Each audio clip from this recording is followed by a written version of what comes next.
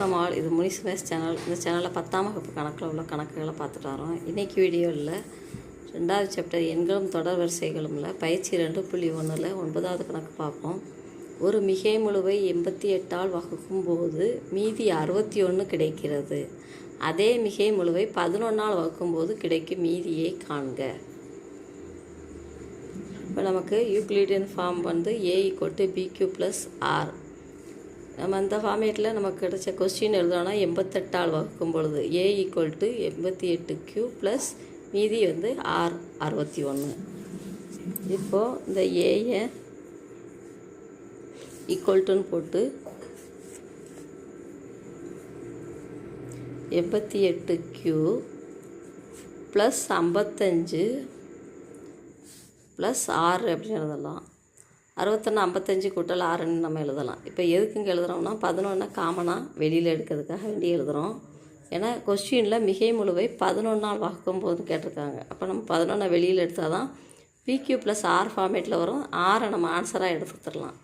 இதுக்காக நம்ம 11 வெளியில் எடுக்கோம். A = 11 8Q + 5 plus R 6. இப்போ இது BQ, அதாவது Bயோட மதிப்பு 11, Qவோட மதிப்பு 8Q + 5ஆக இருக்குது. அதாவது 11ஆல் வகுக்கும் பொழுது இப்போ மீதி 6 வந்து 6ஆக இருக்குது. இதுதான் Rோட மதிப்பு 6. இப்போ நமக்கு விடை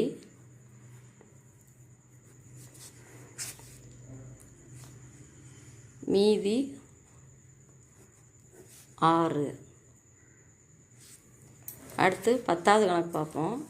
எந்த இரு அடுத்தடுத்த மிகை முழுக்கள் சார்பகா எண்கள் என காணுங்க. என்ன நிறுவுக. இப்போது 2 நம்பர் சார்பகா எண்களாக இருக்கணும்னா அவங்களோட மீப்பேவா அந்த 2 நம்பரோட மீப்பேவா வந்து 1ஆக இருக்கணும். அதான் அது சார்பகா எண் அப்படின்னு சொல்லுவாங்க. இப்போது நம்ம எந்த இரு அடுத்தடுத்த மிகை முழுக்கள் அப்படின்னு போட்டிருக்கு. அப்போ n+1 அப்படின்னு எடுத்துக்கிடுவோம். அடுத்தடுத்த மிகை முழுக்கள். இப்போ மீப்போவா 1 வருதா அப்படின்னு நம்ம பார்க்கணும். இப்போ இதை A = PQ + R ஃபார்மேட்டில் நம்ம எழுதினோம்னா n+1 = n கோஷியன் தெரியாது ப்ளஸ் R. இப்போ நம்ம அந்த n+1 அப்படிங்கிறத நம்ம எண்ணால் வகுத்தோம்னா ஒரு எண் என்னன்னு இருக்கும். மிச்சம் நமக்கு 1 கிடைக்கும்.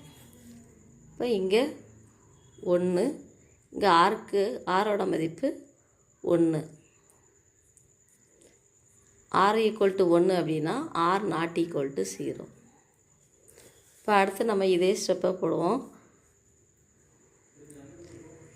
n =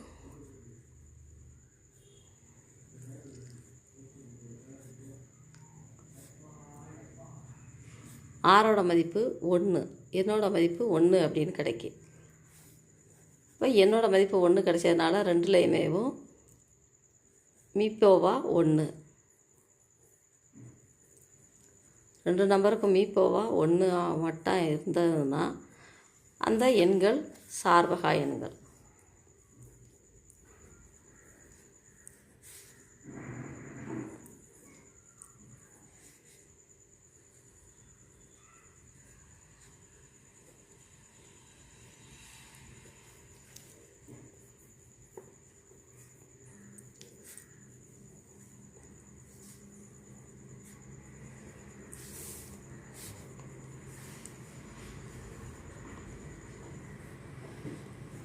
அந்த எண்கள் எந்த எண்ணாக வேணாலும் இருக்கலாம். இப்போ 2 அப்படின்னு என்னோட மதிப்பு n+1 3 இருக்குது. இப்போ இதுக்கு நம்ம காரணி எழுதுனோன்னா 2ன் காரணி 1 × 2. இப்போ 3ன் காரணி அதே மாதிரி தான் 3 × 1 × 3 இல்லை 3 × 1 அப்படின்ட்டு இருக்கும். அப்படி இருந்ததுன்னா அப்போ மீப்போவா நமக்கு 1 தான் வருது. இதுதான் அந்த கொஸ்டினுக்குள்ள ஆன்சர்.